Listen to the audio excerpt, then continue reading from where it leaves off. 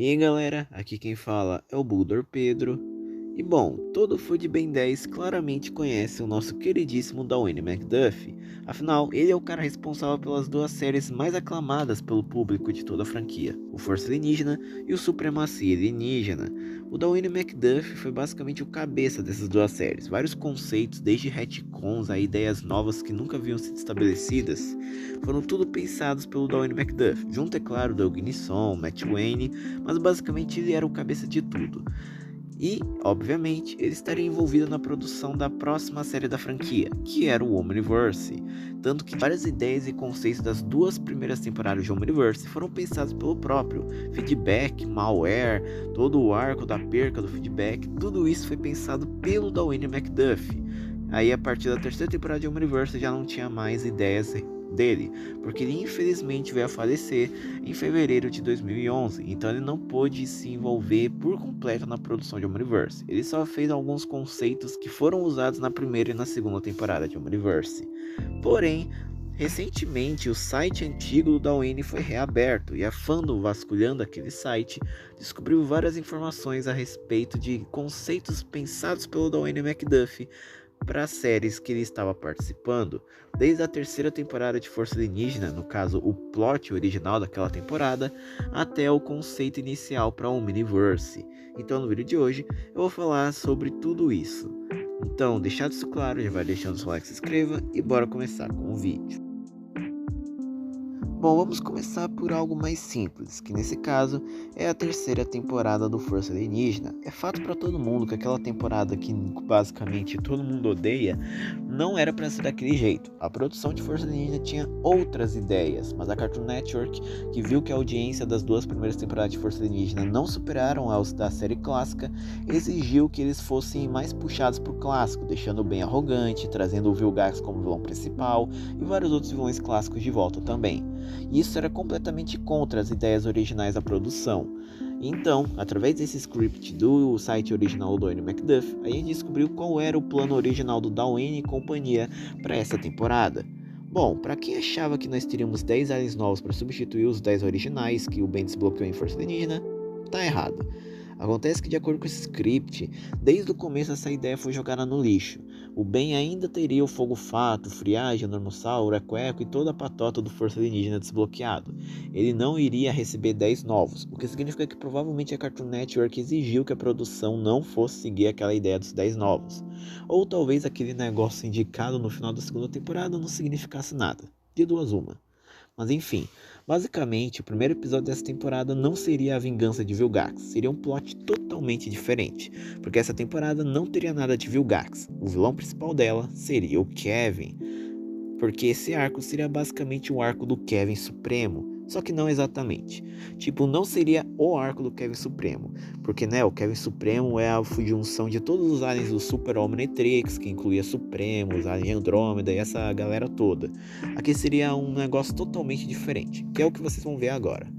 Basicamente, o primeiro episódio da temporada se iniciaria com o Kevin, a Gwen e o Ben lutando contra um alienígena muito poderoso, uma vibe bem Hulk. O Ben viraria, obviamente, o Anormossauro para enfrentar aquele alienígena, mas não conseguiria. A Gwen faria um campo de força para tentar se defender, e o campo de força para a novidade de 0 pessoas não dá certo. O Kevin tenta absorver alguma matéria para lutar contra esse alien, mas ele não encontra nada. Então, no desespero, vendo que o alien estava prestes a matar a Gwen, ele corre e absorve o Omnitrix do Ben, e assim ele vira um amálgama dos 10 alienígenas de Força Alienígena. Pois é, basicamente um Kevin Supremo nerfado. Então ele consegue com sucesso derrotar o alienígena. Porém, essa temporada já estabeleceria algo que não foi dito nas duas primeiras temporadas de Força Alienígena. No caso, que se o Kevin absorvesse muita energia, ele iria enlouquecer, revelando assim que esse poderia ser o motivo do Kevin ser tão louco lá no clássico. Então ele acaba atacando agressivamente o alienígena e a Gwen e o Ben impedem ele. Eles começam a questionar por que diabos o Kevin foi lá e absorveu o Omnitrix do Ben e começou a ser tão bruto. O Kevin ele acaba começando a se desentender com o grupo, falando sobre memórias passadas de dores, falando de forma muito agressiva, a mesma vibe de quando o Kevin virou o Kevin Supremo. Ele falou de forma agressiva com todo mundo depois que ele virou aquela mutação. Então, depois dessa discussão, os próprios Ben e Gwen falando que o Kevin devia confiar mais nele, que eles são uma equipe, o Kevin vai embora voando. O Ben pergunta se a Gwen podia rastrear o Kevin usando seu feitiço de rastreamento, e a Gwen apenas fala que não, estando mentindo. Então o Ben rapidamente vira algum alien que voa e acaba indo atrás do Kevin. O Kevin então é nos revelado tendo ido a um QG antigo e abandonado dos encanadores, porque lá tinha um projetor de nulidade. Mas ok, o que diabos o Kevin faria com esse projetor de nulidade? Bom, ele pretendia trazer o Kevin 11 de volta. Sim, é muito estranho o que eu tô falando, mas basicamente o Kevin 11 ele acabou se tornando um ser separado do Kevin. E o objetivo do Kevin agora, que ele estava louco pelo poder, era se juntar ao Kevin 11 e virar uma mutação muito mais poderosa, tendo basicamente enlouquecido pelo poder dos 10 alienígenas de força alienígena e querendo mais poder para si. Basicamente a mesma vibe do Kevin Supremo, só que muito mais focado para o poder do que para as dores que o Kevin estava sentindo por causa das pessoas que o maltrataram no passado. Bom, o Kevin 11 sai do portal e o Kevin então tenta se fundir com aquela mutação, mas o Ben e a Gwen do nada aparecem e separam os dois. E de alguma maneira eles conseguem com sucesso retirar o Kevin de dentro da mutação nova. Então agora o Kevin do Força Alienígena e o Kevin 11 e o Kevin convencional viraram 3 seres separados. Isso até o Kevin de Força Alienígena decidir se fundir com o Kevin 11 e virar um gigantesco monstro mutação de 20 alienígenas, os 10 clássicos e os 10 do Força Alienígena.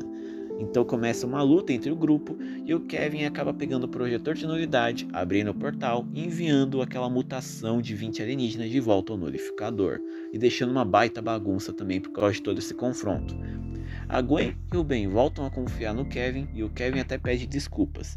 Então o Kevin sai do QG dos encanadores, aparentemente porque ele não queria ajudar a Gwen e o Ben a limparem o lugar. Aí então seria revelado um plot twist. O Kevin estava com um sorriso maligno no rosto e a sua mão treme soltando um pouco de energia, revelando que ele tinha um pouco ainda de loucura por causa da energia que ele absorveu dentro dele. Então, a temporada aparentemente seguiria esse plot. O Kevin agora estaria louco por mais poder e provavelmente ele se juntaria de novo com aquela mutação dos 20 alienígenas e estaria atrás de mais e mais poder. Um rumo bem parecido com o do Kevin Supremo. E na moralzão, contando essa história pra vocês, parece muito uma fanfic de uma AU de Ben 10, toda louca, só que agora ao invés de ser o Ben sofrendo por causa de um Omnitrix paia de terror, com gore gratuito, aqui é o Kevin tentando conseguir mais poder. Um negócio muito doido, mas enfim, essa é a lore de um episódio. Vai que os outros episódios desenvolvem isso de forma melhor e até de uma forma bem mais profunda, mas enfim, a gente nunca vai saber disso porque isso foi cancelado. Agora a gente vai para o que para mim é o mais polêmico, que é o Omniverse. O Omniverse foi muito recebido de forma negativa pelos fãs na sua época de lançamento. Todo mundo sabe disso. O Omniverse é ruim por causa do traço. O Omniverse é muito infantil comparado à Supremacia e o Força Alienígena. Se o Dawen estivesse vivo seria 1000 vezes melhor, blá blá blá blá blá blá. Claro que todo mundo sabe que eu discordo dessas críticas, o Omniverse é minha série favorita de todas, mas opinião é opinião, vai de cada pessoa. Mas enfim, acontece que nos planos do Dawen, o Omniverse não seria tão diferente quanto as pessoas dizem. Tanto que, inclusive, de acordo com Derek, muitos conceitos das 2 primeiras temporadas de Omniverse foram feitos e planejados pelo próprio Dawen, o que se confirmaram ser verdade nesses scripts. O Hulk, o feedback, malware, flashbacks do passado do Ben, a facção, tudo isso foi pensado pelo Dawen McDuff. Só que, claro, tinha algumas diferenças em comparação aos seus originais. Dos scripts de Omniverse, a gente só tem dos 2 primeiros episódios e um pouco do que seria o rumo da série. Uma coisa que deve se notar é a respeito do nome desses 2 primeiros episódios. No resultado final de Omniverse, eles se chamam Quanto Mais as Coisas Mudam, parte 1 e 2.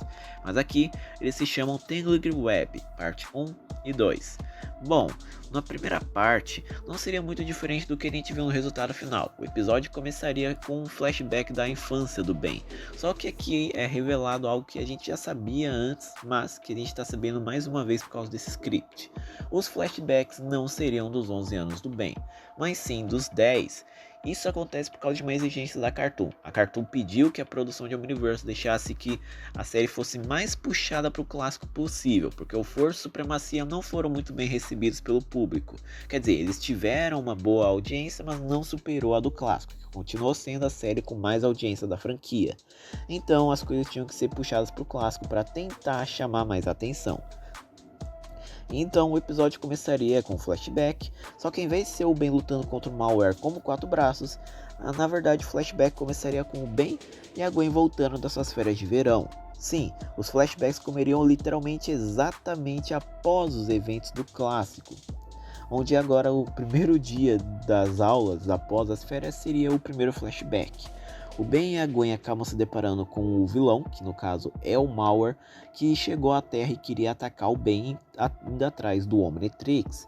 Então, assim como no resultado final, o Ben vira o seu mais novo alien, o Feedback, e derrota o vilão. Isso mostra uma diferença em comparação ao seu resultado final.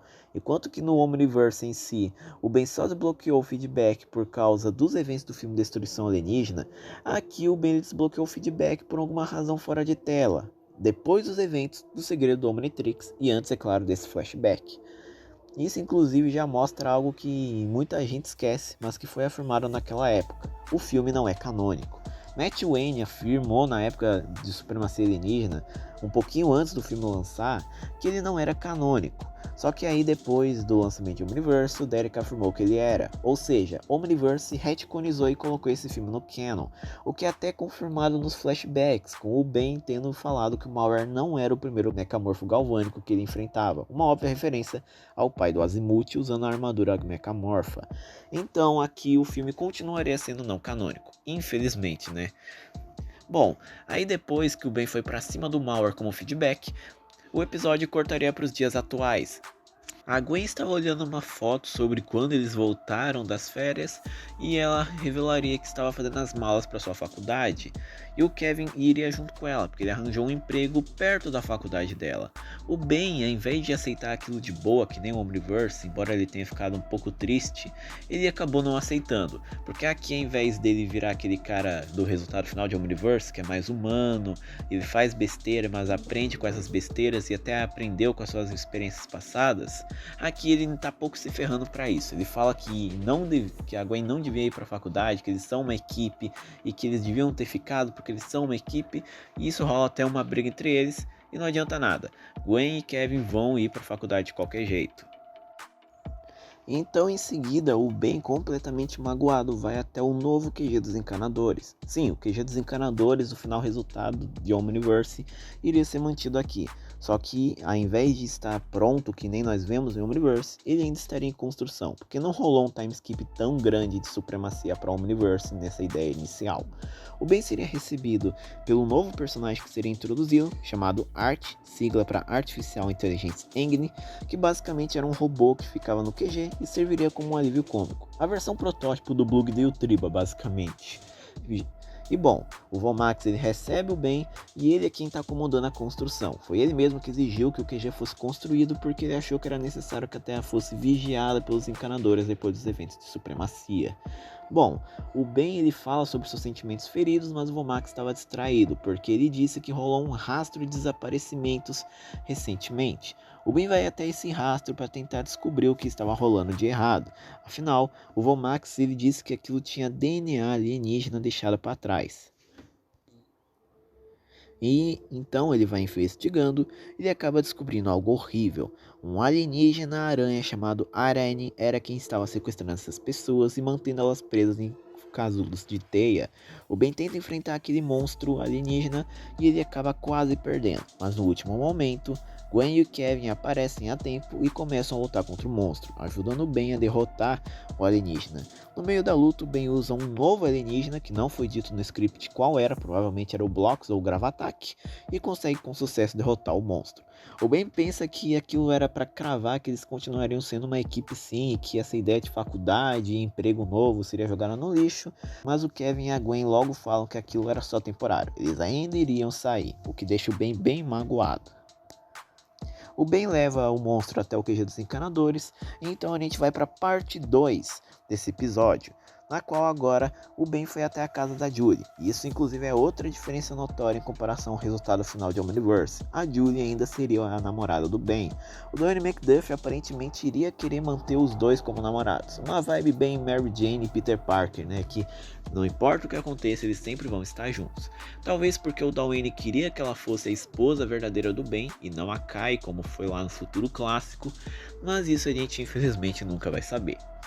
Bom, depois de conversar com a Julie sobre seus sentimentos da Gwen e do Kevin ir embora e deixar ele para trás, o Ben acabou recebendo um chamado de ajuda do QG. Ele vai até lá e descobre que ele foi totalmente destruído, aquele monstro havia escapado. E ele acabou encontrando os destroços do Art, sobrando apenas a cabeça dele, e ele também se deparou com um cara totalmente novo. O nome dele era Shang-Chun. Shang-Tsung era a versão protótipo do Hulk. Basicamente, ao invés dele ser um cara que foi do nada aparecer na vida do Ben por pedido do Vomax, aqui ele era basicamente um cara estranho que apareceu no QG dos Encanadores após a fuga daquele monstro-aranha. E o Ben de início acha que ele é um pouco culpado, tenta lutar contra ele e o Hulk facilmente consegue derrubá-lo. Então o Ben vê as gravações de segurança e descobre que aquele monstro-aranha havia escapado supostamente sozinho. E o Shang-Chun fala que ele na verdade era o novo parceiro do Ben. O Vomax acaba aparecendo em meio dos destroços e confirma o que o Shang-Chun fala. Então, tentando confiar nele, Ben vai junto com o Shang-Chun atrás daquela monstro-aranha. E o Shang-Chun empunhava uma arma, a Omni-Tool. Sim, a versão protótipo da Proto-Arma. Inclusive, nem sequer pode ser considerada uma versão protótipo do Proto-Arma, porque esse nome, a arma, era a mesma que o Kevin usou no final de Supremacia Alienígena. Isso é uma conexão interessante, porque mostra aí que certas coisas de Supremacia ainda seriam reutilizadas nos personagens novos introduzidos na série. Bom, o Ben e o Shang-Chun vão investigar e acabam descobrindo que aquele monstro-aranha na verdade podia mudar de forma. O Ben se transforma no Besta Supremo, e isso é outra diferença notória, porque o Ben manteria assim os Supremos. O Azimuth deu a louca, ele não gosta dos Supremos, mas incluiu os Supremos no Omnitrix definitivo, muito doido, né? Então ele começa a rastrear o monstro aranha, e então começa um grande confronto e uma grande bagunça com o Shang-Chun e o Ben enfrentando ele. Então, depois de derrotar o monstro e libertar todos que foram capturados pelo monstro-aranha, o Shang-Chun revela que aquele monstro, na verdade, é um integrante de um grupo de vilões chamado Facção. A Facção, basicamente, é um grupo de vilões intergaláctico, 3 no caso, que estavam como principal objetivo matar o Azimuth e destruir suas criações. Bom, isso foi mantido no resultado final. O nome do grupo do Kyber, Malware e Dr. Psychobius é Facção. E aquele monstro-aranha era o Kyber, porque a ideia original do Nemetrix, cujo inclusive aqui se chama Predatrix, que é a junção de Predador com Omnitrix, seria que na verdade ele fosse usado por qualquer um. Independente que ele virava um monstro irracional, ele ainda poderia ser usado por pessoas racionais, incluindo, é claro, o Kyber. A Zed não existia nessa ideia. O Max ele confirma a história do Shang-Chun, então ele convoca o Ben para fazer uma divisão especial, onde as operações de encanadores, formada por um grupo de pessoas que iriam ser basicamente aprendizes do Ben, iriam carregar as coisas dali em diante. E o Ben por fim acaba pedindo desculpas pra Gwen e pro Kevin, e a Gwen e o Kevin aceitam a desculpa dele. E a Gwen diz que eles sempre vão estar lá para ajudar o Ben e que ele devia dar uma chance ao novato. E esse é basicamente o script dos 2 primeiros episódios de Omniverse. E dá pra ver que muita coisa é diferente comparado ao resultado final do Omniverse. E sinceramente, esse resultado original não é de todo ruim. Claro que eu prefiro o resultado final, mas esse original até que é bem legal.